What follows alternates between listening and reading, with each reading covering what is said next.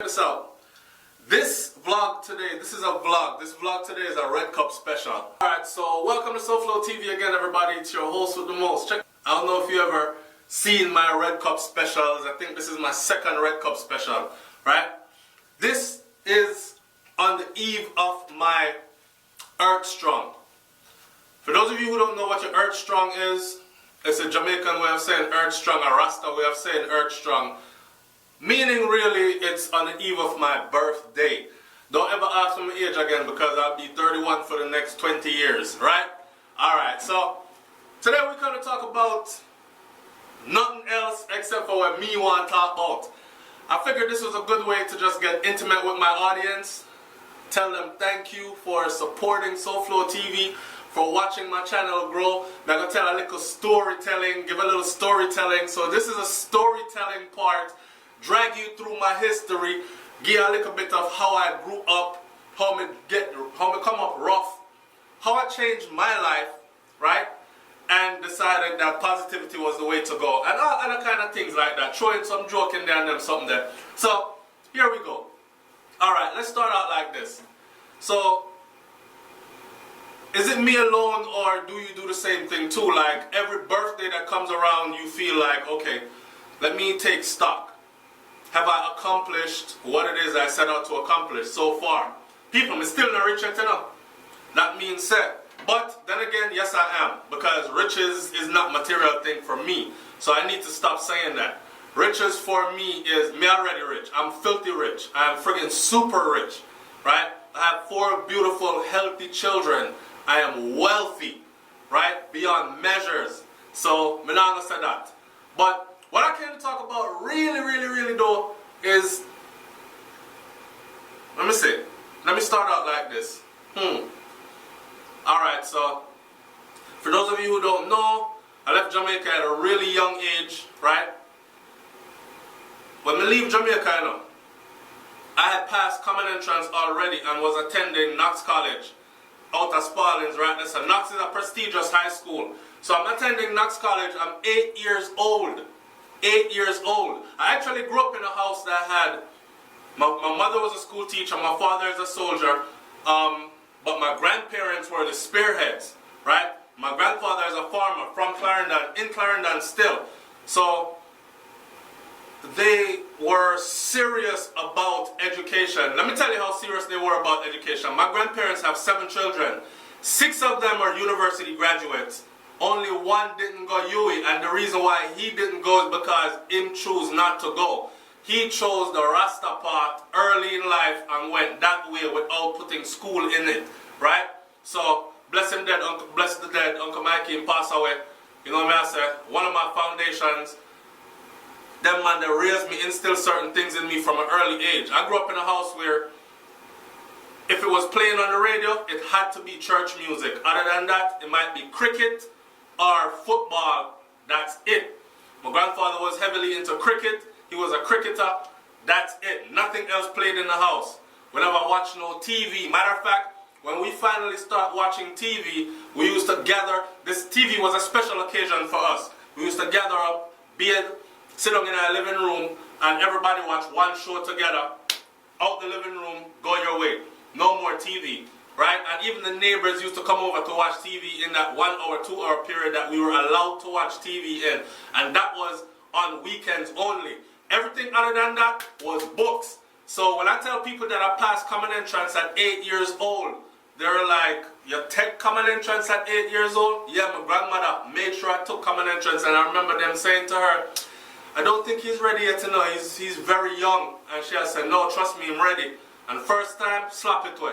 So, yeah, I was one of those kids that were supposed to be a prodigy child. To this day, my grandmother still says, you know what, I think you missed your mark. My grandmother from Clarendon, she's still there at Clarendon. She just left Florida the other day. She said, I missed my mark because I was supposed to be the doctor of the family, right? And I missed my mark because my parents, of course, took me out of Jamaica early, and I wasn't able to do all the things that my grandparents had planned for me to do. However, I am thankful today. Today I practice occupational therapy. So, when people said to me, what you do for a living? I'm still proud.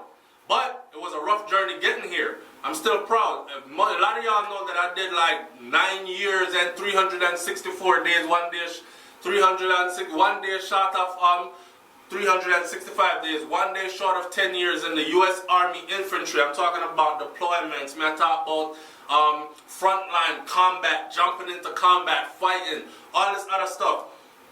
Just to secure a better future for my children and for myself, I was very determined from a very young age to say, yo, I'm not gonna starve and I'm not gonna go to prison because I'm not choose the criminal route. I came very close to choosing the criminal route now, and that's where we're gonna talk about how I changed my life. So I laugh sometimes now when I'm going to work in the morning time. If y'all don't know, I'm out here in Texas, but I live in Florida. My house is in Florida. The hurricane I come, my family dead, my picnic them dead. And I don't feel very safe, but you know, I'm not one of them people there that pray then worry. That's why when people say SouFLoTV like him selling store, like, no, man, I don't know, jokey pray person. My prayer them different. When me pray, I'm gonna worry about nothing else, right? Because I expect results. So let's come off of that because the religion we come for talk about. And I'm not religious either. So my children are in Florida right now, and I'm in Texas on a job contract. Hurricane will come through. But of course, again, I've been fortunate enough to be in a position where my wife and I have to go outside and board up the window. I talk about wife number one, I talk about Madeline. She don't have to go outside and board up the window. White girl, someone will call her. The house is big, it's nice, it has hurricane shutters on it and all that. So them go outside and put up the hurricane shutters. The house is well constructed, it's a fairly new house, and they're going to sit inside and wait. Right? They have everything they need inside and they're going to entertain each other. My only regret is not being there. So when these birthdays come around, you say to yourself things like, yo, one of my ambitions is to work for myself. That way I dictate my schedule. And it's for reasons like these. If a family member pass away in Jamaica, I want to be able to say, cut, jump on a plane, go pay my last respects. Right? If something's happening at home, I want to be able to say, cut, gone, be there with my family to protect, not only to provide, but to also protect, because that's my role, a protector, provider, right? So I'm still at work for people, so I haven't gotten to where I need to be yet in life, but I'm still where I need to be. Holding the concept that all things in due time and nothing happened before its time. So whatever is happening right now, the universe makes no mistakes. It's what's supposed to happen right now, right? Always keeping a positive attitude, even though life is filled with a lot of negativity. So, on I go. Tell you I'm going to change my life real quick. Watch this. OT for me today means occupational therapy. OT, back when I was in high school, in junior high school, it meant going out of town. That's what OT meant to us. I grew up in Miami, left Jamaica at a young age, introduced to the Miami culture, fell into a house that had a single mom, because my parents divorced once they got to America. So I had a single mom that was working 3 jobs, 2 full-time jobs during the week, and 9 to 5s, and then whatever night job she worked. And then on the weekend, she worked an away live-in job. So my mother is a true champion, right? She had 3 kids and she was by herself. Didn't have no daddy around. And she tried her best to instill certain things in us. Me being introduced to that coming from my grandparents' house where I had my grandmother, my grandfather, which was her parents, and that stability, it was a shocker. Quick story. Come school one day, right? Just got to America, you know, come school one day, I'm sitting in the lunch hall. There was this American guy that kept messing with me. I don't know why I did the whole gun thing and tell him, say, yo, I don't know why I did that, because the next morning, I'm sitting in the cafeteria, eating my breakfast, because I used to go to school early enough to catch breakfast. Eating my breakfast, man, I eat my little cereal. This motherfucker is standing behind me, and I hear a click in the back of my head. It's actually a real gun. In the school, with a real gun in the back of my head. That was my first introduction to, damn, okay, so this is not Clarendon. This Clarendon, a gun place, no. It wasn't like that when I was there, right? So this is not country. This is a whole different ball game right here. This youngin' got a real gun. Them times that me never know some people that young could have hold a gun. Quick story, this is, and because of that, circumstances made me what I am. I was not born a violent man. Big up Buju Banton, free Buju Banton, them soon come home. But me used to met Buju tune them and a real thing Buju talk all the way. So, needless to say, inside of myself, I was praying. I was like, God Almighty, if you squeeze the trigger here and the gun actually really loaded, and I go get killed, shot in the back of my head, probably brain dead or some kind of shit like that. Anyway, it didn't happen like that. He didn't pull no trigger or nothing. He just letting me know that, hey, I got it on me. And he was like, I got it on me, nigga. And pressing the gun in the back of my head, right? All right. I got my first gun at 11 years old. I was about to be 12. I got my first gun. It was a 25. I'll never forget it. Here's my little brother in the room, and I'm so excited. Never hold a gun before, and I'm so excited now. I say, yo, Jim, watch out. Jamie, I'm a brother name. Big up to Jamie, rest in peace, and drop out too. Right? I'm a baby brother that we used to talk about growing older together and raising grandchildren and how we are going to be two crazy grandfather. Sit on the front veranda in a 2 rocking chair, a bust a chill on pipe, and smoke up the place, and our grandkids are going to be like, my granddaddy crazy as hell, you want to go see him? And they'll come by and come check on me and them thing that while we highlight kite. That was how we used to talk, right? Because everything in life was going to be secured. We were going to open our own businesses and do all these other kind of things. Him drop out, he's not here. So on my birthday, years after he's passed away, I'm reflecting, right? All right. Get my first gun, 11 years old, about to be 12. I'll never forget, my brother stood up in our room, and when I showed him the gun, it was like a little 25, a silver 25 with a black handle. He had me a whole gun from a long time. I said, Jim, look. And him I say, yo, don't point that upon me, because it might be loaded. The person that sold me the gun actually sold me a loaded gun, right? One in the chamber, everything already. Watch this. I pointed it towards the bed, and I said to my little brother, I said, no, man, it's not loaded. See that? Squeeze the trigger, bow! The friggin' gun went off. Gunshot went straight through the mattress. We can actually trace the hole in the mattress, but we couldn't find the friggin' round. So, anyways, real story me I telling you.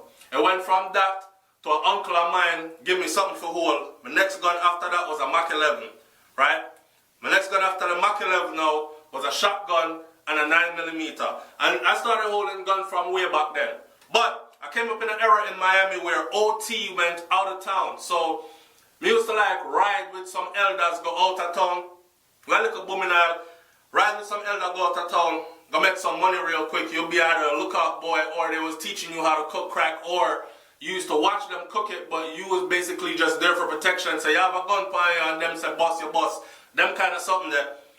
Alright, I'll never forget my last trip. The last trip I did, I had never seen so much cocaine or so much, I had never seen so much crack or so much, not cocaine, crack, cook it up. I mean, actually see them cook it up. That's the first time I knew that, yo, cocaine turned crack, but me never see cook so big yet. Big like a blood clot pizza. And there was a rapper out at the time that was singing about pies.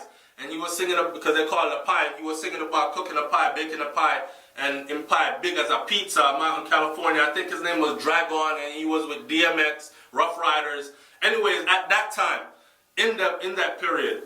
So, when I seen that, and the way how they were crazy, we riding up in through the mountains of North Carolina, this guy here busting his gun through the sunroof and everything, and I middle at night, I'm like, it's silent as hell out here. Police are gonna pick this up. We all get pulled over. On our way back, big pile of money.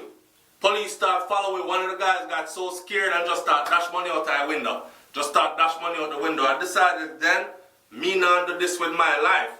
Needless to say, some of the people I grew up with, and there are people on here that watch my show, so I can't tell lies, right?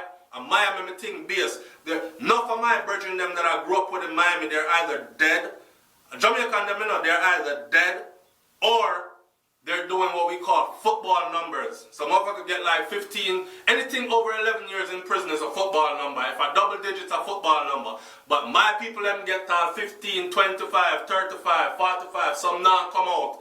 Them kind of thing there, right? So I'm looking back and I'm reflecting now, and I'm being thankful for where I'm at. OT does not mean out of town for me no more with drugs and drug dealers and guns. OT for me today means occupational therapy. I went to school, I went through the army, got my money, used my money, sent myself to school. I'm a university graduate, and I do practice occupational therapy for a living. When some people come on and them say, yo, SouFLoTV, hey boy, you sit on fucking internet all day, chat and all that, you gotta look at job, go look at 9 to 5. It's okay, I don't really brag about I have a 9 to 5, and it's not really a 9 to 5, it's a career. It's not really what I want to do, to be honest with you. I enjoy it, I love it to death, but my aim is to still be the master of my own time, meaning employed for me, working for me. But that day will soon come because I am working towards that goal, I'm saving towards that goal. I'm going to leave back things for my children them, turn a little business into a corporation, them kind of thing there. I have the brains to do it and I have the health and the strength to do it, thanks be to the Most High, so I will definitely be doing it, right? As long as God's willing. Now, in ending this video, I'm going to say this. Again, I want to thank everybody, man, that's been supporting SouFLoTV over the years. I've been on here 2 years now. Over the years, whether we agree or disagree, as long as we have disagreed respectfully, I'm not the suck out your mother type, I'm not the cuss you out and disrespect you type. I prefer to block and delete. And if I ever showed you guys a list of blocked and deleted people, because YouTube gives you the list, if you ever see the list, the subscriber list could be way bigger than that, but it seems like a lot of people come, and I'm not trying to build that kind of a platform, right? I don't need the negativity. There are still people there, of course, that'll keep coming with it, and I'll continue to block and delete who I can, or I will continue to try to, because I have said to people before who were disrespectful, you know what, I'm not going to disrespect you. I respect your views even though they're different from mine. Enough respect to you, and may God go with you. And then people that come back and say, yo, SouFlo, honestly, dog, you're the first person to ever dislike that, and you come back like that. Everybody else would have been send me up on my mother or something. So here what? I'm a subscriber and I delete that comment and I'm leaving this one, a positive comment. Big up yourself, y'all. And whether we disagree or agree or not, I still respect you. So you can make a positive difference. You know what I mean? So just stay positive and don't let nobody, because it's very easy to get negative people to get you to become negative. Because some of we're wired like that. You know what I mean? Especially when you're in survival mode. And I'm always in survival mode. So sometimes I am that person, but it's not me. It's not the core of who I am. And my long-time audience know that, and I hope the new people who come here actually get to know that also. It's SouFLoTV, man. Like, comment, share, subscribe. One more thing. Represent where you come from. Me a country boy from Jamaica, Clarendon. I'm a place. And I represent it to the fullest. I want my people and proud of me. I don't want them to ever switch on them devices, be it a phone or a TV screen or whatever, and see me up there talk about a Clarendon, I'm a place. And I'm up there acting like I don't know how to conduct myself out in the world. Them raised me better than that. I grew up with good morals and principles, values, you know what I'm saying? And so I represent to the fullest. Not just Clarendon, but Jamaica on a whole. A proud Jamaican that represents proudly across the world in a very, in a good way. Put it simply. Me not look for no big word. In a good way. Alright? It's SouFLoTV, man. I'm up out of here. Leave your comment in the comment section below. And all of my Virgo, them big up on yourself. I feel we want this. And yeah, I'm a birthday.